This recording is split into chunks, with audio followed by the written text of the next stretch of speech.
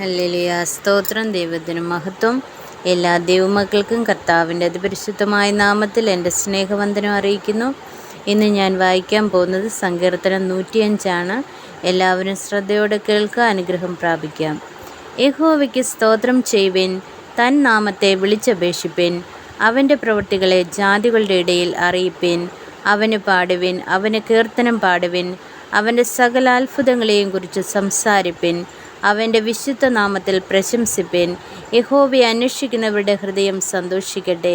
യഹോവയെയും അവൻ്റെ ബലത്തെയും തിരവിൻ. അവൻ്റെ മുഖത്തെ ഇടവിടാതെ അന്വേഷിപ്പിൻ.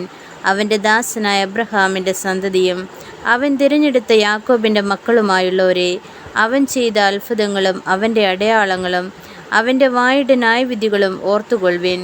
അവൻ നമ്മുടെ ദൈവമായ യഹോവയാകുന്നു. അവൻ്റെ ന്യായവിധികൾ സർവ്വഭൂമിയിലുമുണ്ട്. അവൻ തൻ്റെ നിയമത്തെ എന്നേക്കും താൻ കൽപ്പിച്ച വചനത്തെ 1000 തലമുറയോളവും ഓർക്കുന്നു.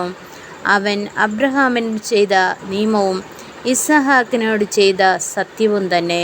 അതിന് അവൻ യാക്കോബിനൊരു ചട്ടമായും ഇസ്രായേലിനൊരു നിത്യനിയമമായും നിയമിച്ചു. നിന്റെ അവകാശത്തിൻ്റെ ഓഹരിയായി ഞാൻ നിനക്ക് കനാൻ ദേശം തരും എന്ന് അരുളി ചെയ്തു. അവർ അന്ന് എണ്ണത്തിൽ കുറഞ്ഞവരും ആൾ ചുരുങ്ങിയവരും അവിടെ പരദേശികളുമായിരുന്നു. അവർ ഒരു ജാതിയെ വിട്ട് മറ്റൊരു ജാതിയുടെ അടുക്കലേക്കും ഒരു രാജ്യത്തെ വിട്ട് മറ്റൊരു ജനത്തിൻ്റെ അടുക്കലേക്കും പോകും.